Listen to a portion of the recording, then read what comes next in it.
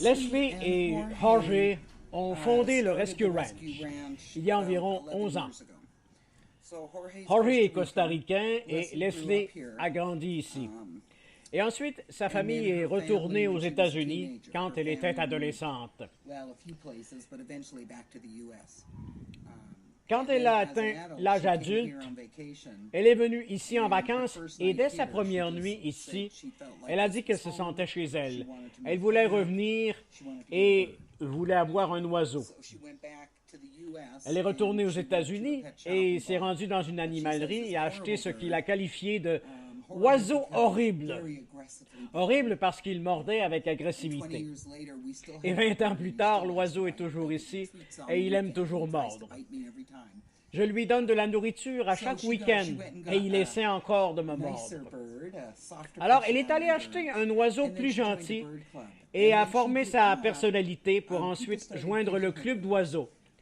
Et quand elle a fait ça, les gens ont commencé à lui apporter des oiseaux.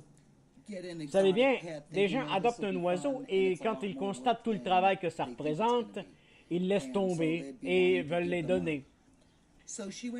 Leslie est donc retournée et quand elle a eu un certain nombre d'oiseaux à son 40e anniversaire, elle est allée passer un mois au Pérou à la recherche d'aras.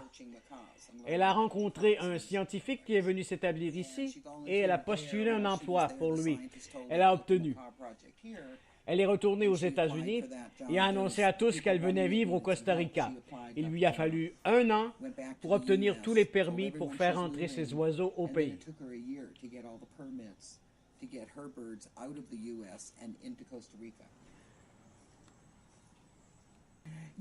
Et, vous savez, il faut que ce soit quelqu'un qui aime les animaux et leur soit dédié, parce que cela bouleverse leur vie.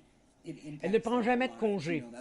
Et elle a commencé avec le Toucan Rescue Ranch parce qu'il y avait des projets pour les perroquets haras, mais rien de consacré aux toucans.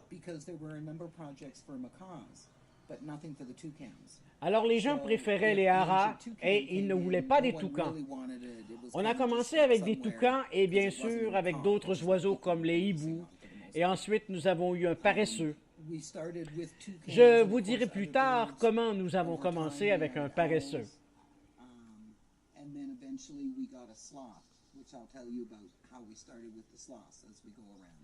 Donc, pour le minail, à un certain point de vue, nous prenions des animaux, ce qui nous a amenés à faire différentes choses. Quand un animal bébé ou adulte nous arrive, avec une maladie ou une blessure, nous lui donnons des soins médicaux et ensuite le retournons dans son habitat. Nous avons eu de nombreux oiseaux et, je crois, 8 paresseux qui sont venus et ont reçu des soins et sont retournés. Quand il nous arrive un bébé avec de sérieuses blessures, il est parmi ceux qui ne peuvent être relâchés plus tard. Les bébés oiseaux ou animaux ont trop de contact ici avec les humains, dont ils ne peuvent plus se passer plus tard. Quand ils ont faim, ils cherchent un être humain. Ils ne connaissent pas les prédateurs et leur conduite n'est pas normale. Donc, ils ne survivraient pas dans la nature. Quand ils arrivent bébés, c'est très difficile de les relâcher par la suite. La majorité de nos oiseaux ou animaux proviennent soit d'un marché illégal, soit d'un accident de voiture ou la perte de leur habitat.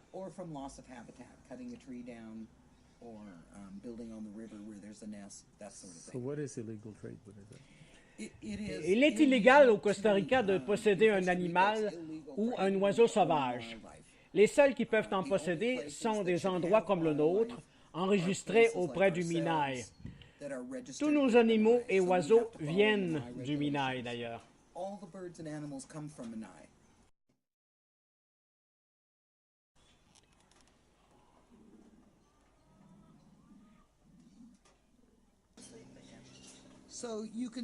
Alors, vous pouvez voir surtout, un à côté de l'autre, ce que sont les paresseux de 2 ou 3 orteils.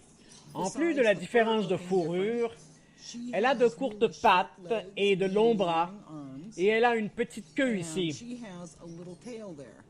Un paresseux à 3 orteils mange uniquement des feuilles, Pas d'insectes ni de légumes, seulement des feuilles. Il utilise sa queue pour se balancer d'une branche à l'autre et s'aide avec ses longs bras. Il semble avoir toujours un sourire, comme s'il avait un masque dans la figure, et sa coupe de cheveux à la Beatle. Notez sa position. Elle peut regarder à l'arrière d'elle comme un hibou parce qu'elle a 9 vertèbres, 2 de plus que nous. Tout comme pour le paresseux à 2 orteils, elle est très forte et peut se balancer dans toutes les directions. Elle est faite de muscles, d'eau et de fourrure.